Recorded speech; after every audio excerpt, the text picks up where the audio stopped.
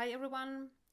Left-wingers like to say that only whites can be racist, because when they don't like the meaning of some word, they simply redefine it so that it becomes more useful for them, and instead of using the actual definition of racism, their personal attitude or belief that there is a hierarchy of races entwined with this racial collectivism, they say that racism is power plus privilege.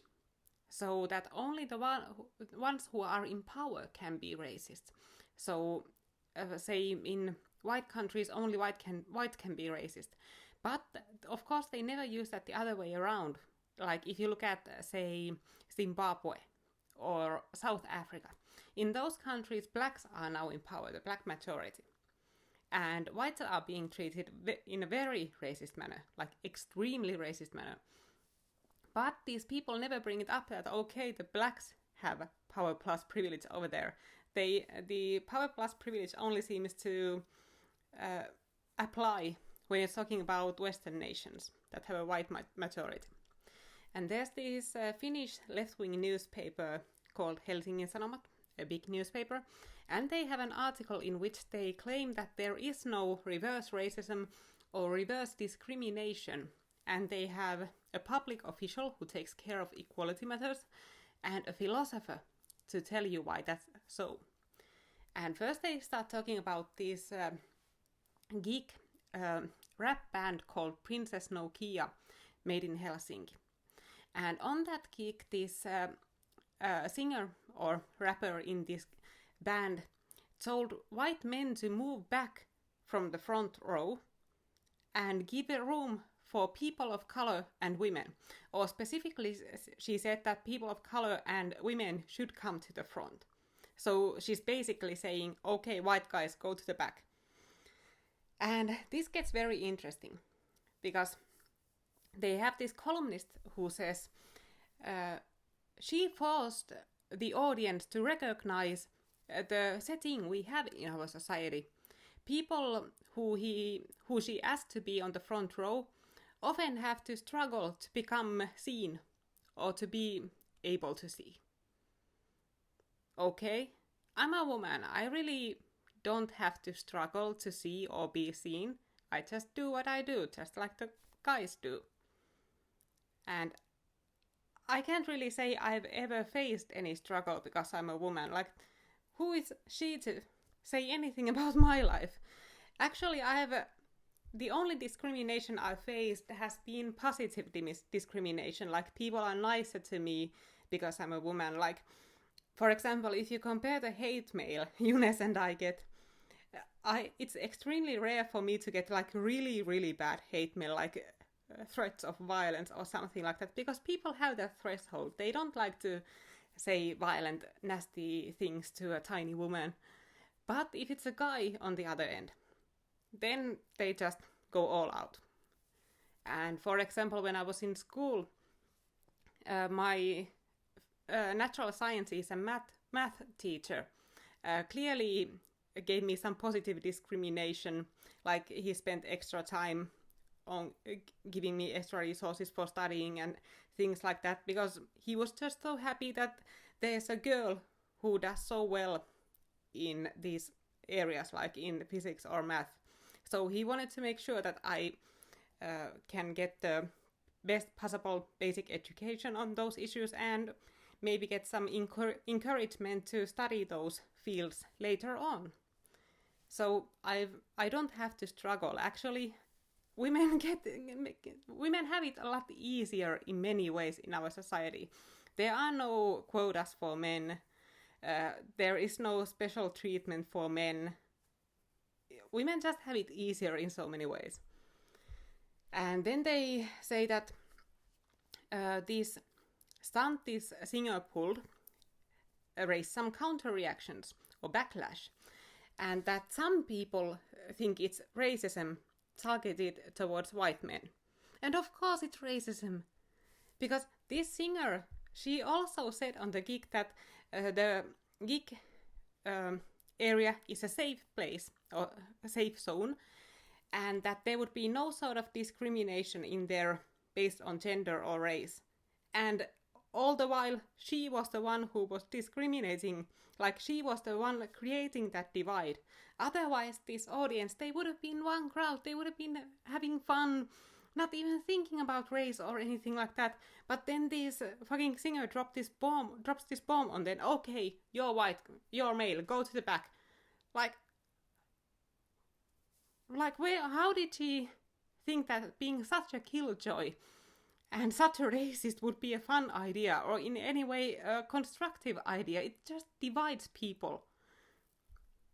And then they say, but does this sort of reverse racism or reverse discrimination exist? Let's ask people who have studied the terms of racism and discrimination and our social structures. And the person they interview is the emeritus professor Timo Airaksinen. And his specialities are ethics and social philosophies. And he says there is no reverse racism or discrimination. And he says that racism and discrimination are defined by power dynamics. The one who is in power can have a bad attitude towards the one who is being dominated. And that's discrimination. But if a dominated group tries to reach the same level the dominating group has, it would be weird to think that it would be discrimination. Like, he's claiming that forcing white guys to go to the back, give up the seats or places they have gotten for themselves, and to give them to people who didn't come to the gig on time, who came there later on and had to stay in the back because of that. How is that just having the same position? Having the same position is treating everyone equally, having the same rules for everyone.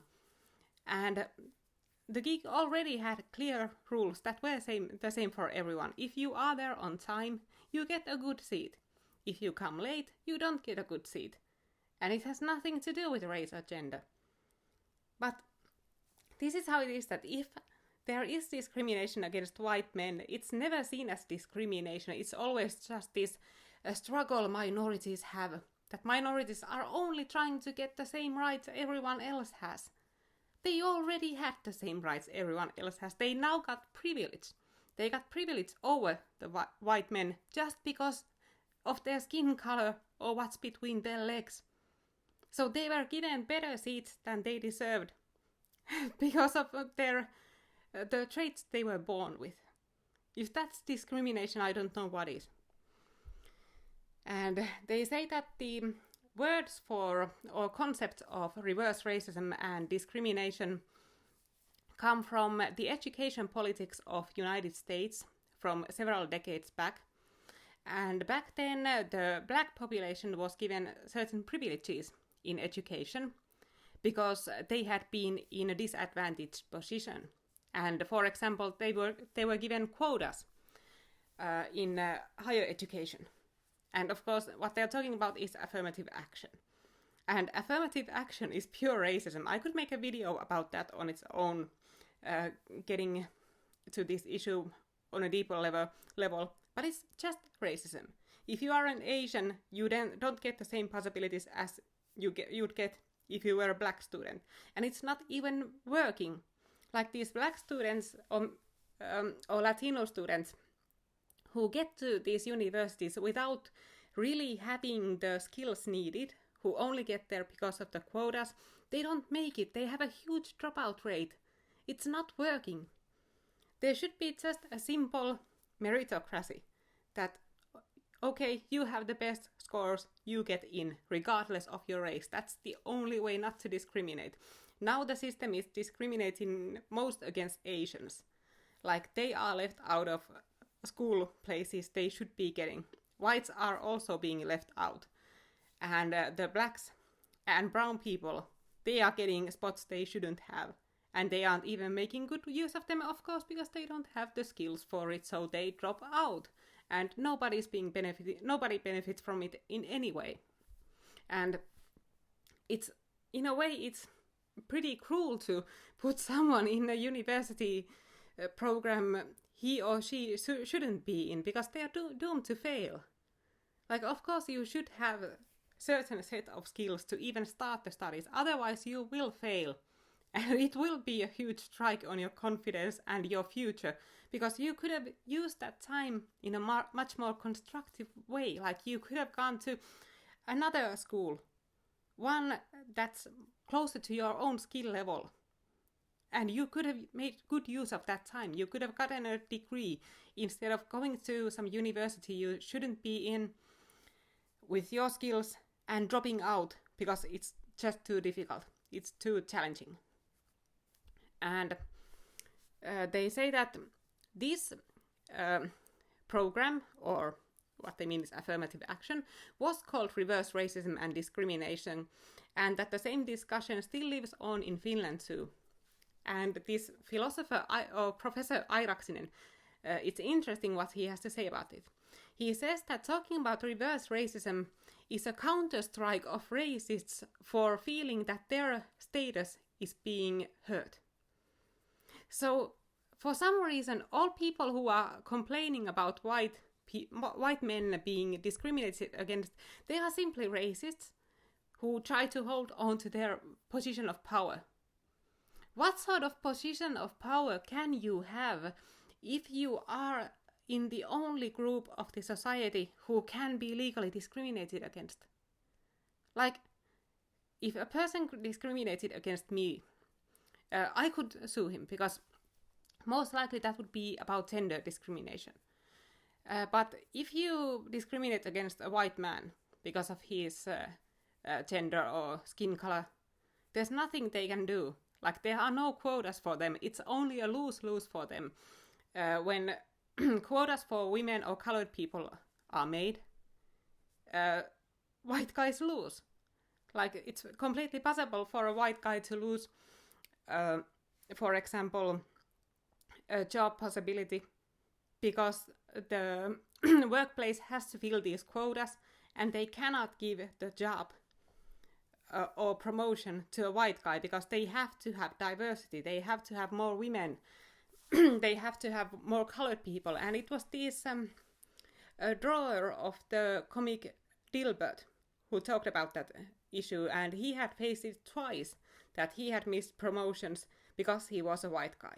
So how much privilege can a white guy have when he is the only person in the country you can discriminate against without any consequence? It's not even condemned if you discriminate against a white guy. Like, look at this. They are celebrating this discrimination against white people. How much power can they really have? Like, if you look at real white supremacies, like, say, the American South in the times of slavery, could this have been possible? Like, could you have discriminated against white people without any consequence? Of course not.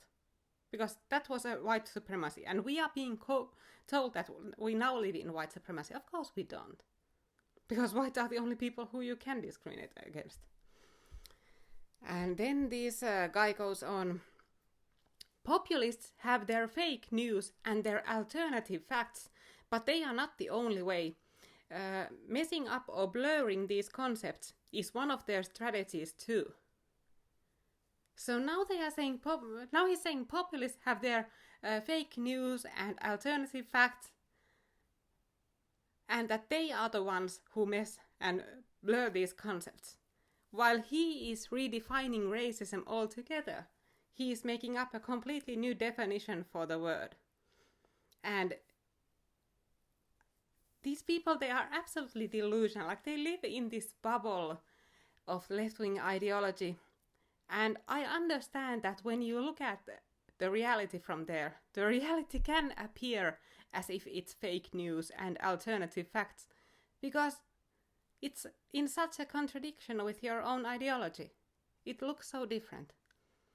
But if you look at the actual facts, if you look at the statistics, if you look at the real data, if you look at history, this information we know for sure, and you compare it to right-wing ideologies, and you compare it to left-wing ideologies, like what are right-wingers saying, what are left-wingers saying, and you check which side comes closer to the truth, it's always the right-wingers.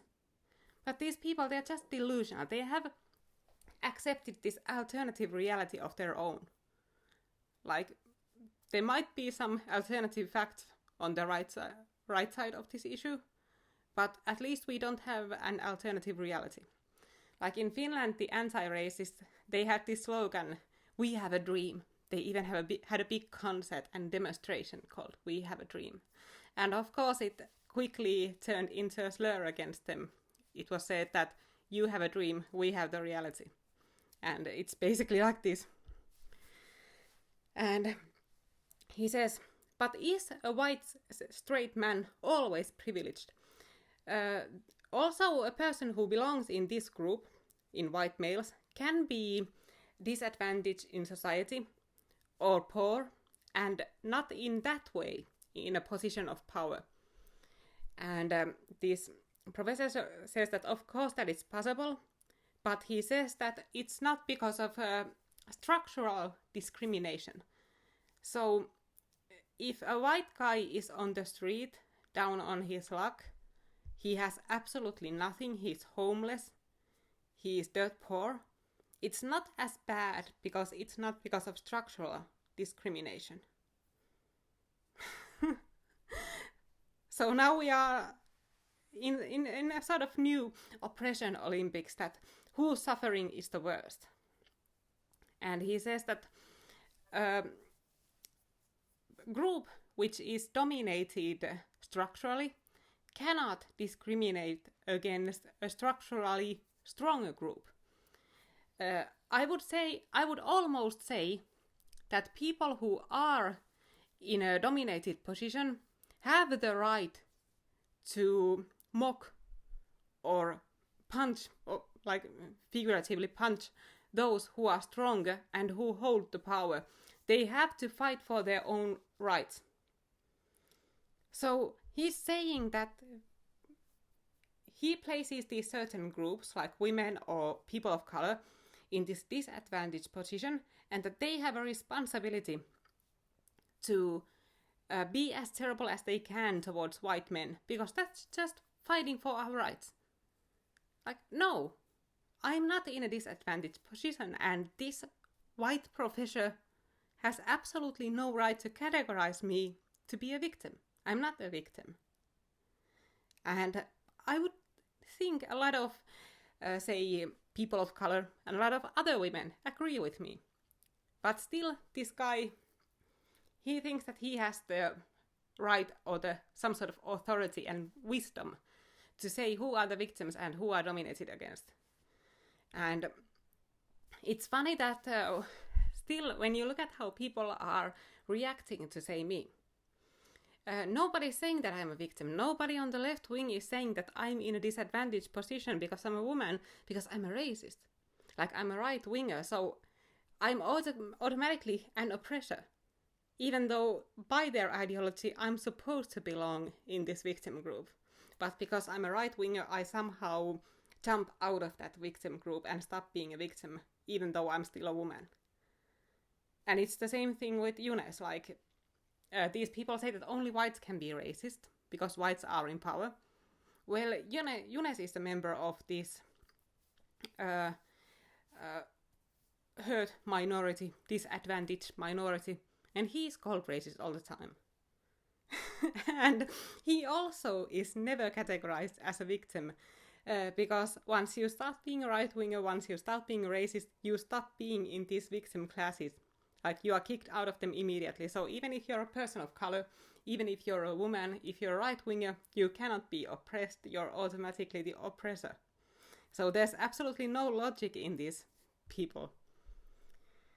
And they say that treating everyone always equally isn't enough to advance the realization of true equality.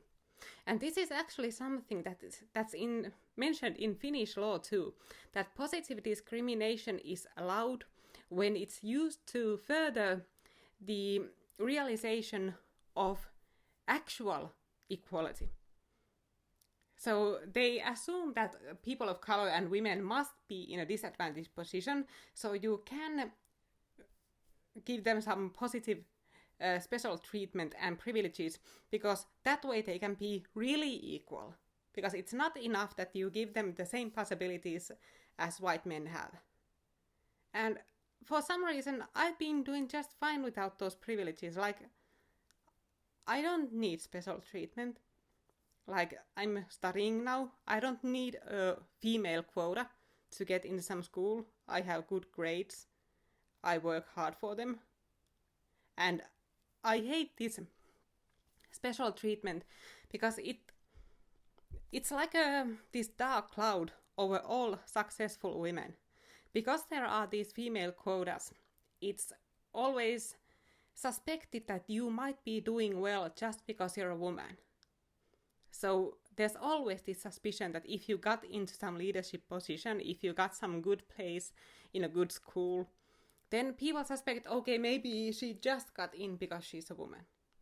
But if there weren't these female quotas, I wouldn't have to suffer from that. I don't need those quotas.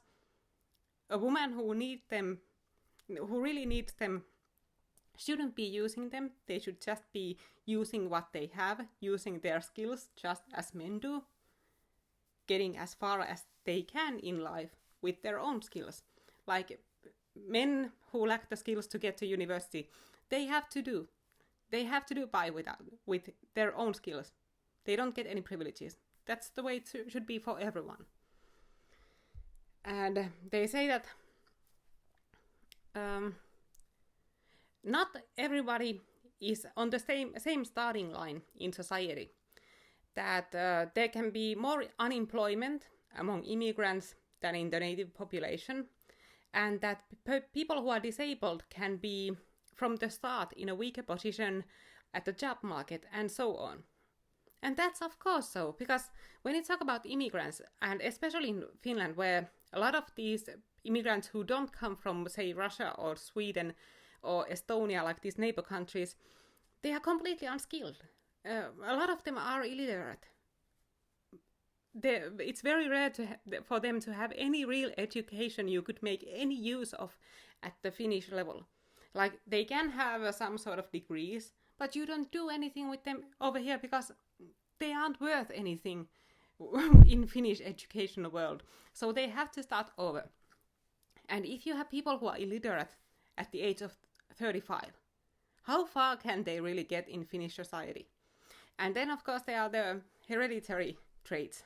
Like, these people have a lower IQ, generally. Of course, there are smart individuals, but their average is much lower than ours if you compare the Finnish average IQ of around 100 to the Iraqi 83 or the Somali 68. So these people, they just don't have the same possibilities to succeed in our world. Because our country and all our systems and structures, they were built for people who have that around 100 IQ.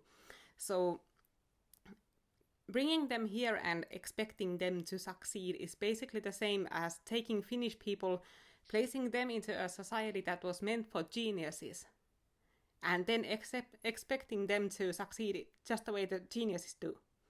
No, that doesn't happen. It's completely unrealistic, and it's also cruel, because you're dooming these people into failure. In their own countries, they could succeed. They could get degrees. They would know the language. They would know the culture. It would be easier for them to have a happy, fulfilling, successful life, not just mooching of taxpayer money, but actually doing something that is worthwhile and doing something that actually gives you a positive feeling. But no, we are bringing these people in and dooming them into failure. And they end with this Princess Nokia issue, saying that at their gig, Princess Nokia wasn't dividing the audience, and they have like the parentheses over there, apostrophe, those. And they say that the Princess Nokia didn't divide audience for the entire show, but simply asked these mentioned groups to come forward in one speak between songs. So, like that somehow makes it better.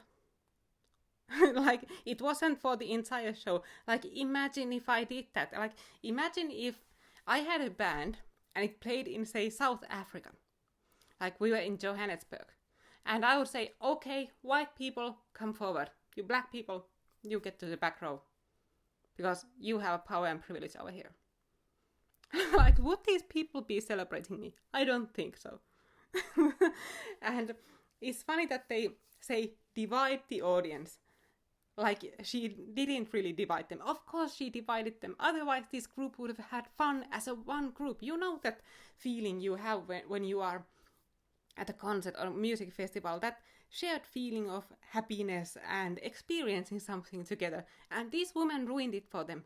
She started categorizing them by race and putting them in this hierarchy. And they say the action was before all symbolic, because this artist wanted to bring the power structures of our society to become visible. She wanted to show special attention for those groups who are in a weaker position and who have to face discrimination often. And when you treat them better, you are not discriminating someone else, but you are only bringing these people into a more equal position. No, I'm not in a weaker position, and I'm also not often discriminated against. This is complete bullshit. And I hate it that these people ride on me, like they hijack me and all other women, they hijack LGBT people, they hijack immigrants and brown people, and they pretend to talk for us. They pretend that, okay, we are the spokespeople for these groups, and that these people are the victim groups. No, I'm not a victim. And I think it's very offensive to categorize me to be a victim. Just because of my gender. And they still have this idea that, okay, we are not discriminating against men, we are just bringing these others into a more equal place. No, that's not how it is. And they actually had even another article on the same issue, this band playing in Helsinki. And in that they tried to rationalize how men's gender and skin color and privilege can cause them to have front row seats. And they rationalize it so that it can be that a man got to the front row because he was helped over there by two friends, and he met those friends in some school that takes grades of 9 out of 10 at least to get in, so it's an elite school. And it might be that he had parents who helped him study. So there might be that there is this privilege that caused this guy to get to the front row. How likely is that? Like, how likely is that really? How many of the guys on the front row got there because of some sort of privilege? No, I don't think so. I think it's much more likely that they simply got there on time, just like the women. And just like the colored people who were in the front row. But they just have to reach. They live in this fantasy world, just as I said, an alternative reality of their own. And they have to make up these conspiracies to somehow justify this behavior and justify this hatred they have against white men, white straight men especially. I think this is completely disgusting. Well, this is my rant. It's been almost half an hour, so I'll be stopping now. Thank you and see you later on.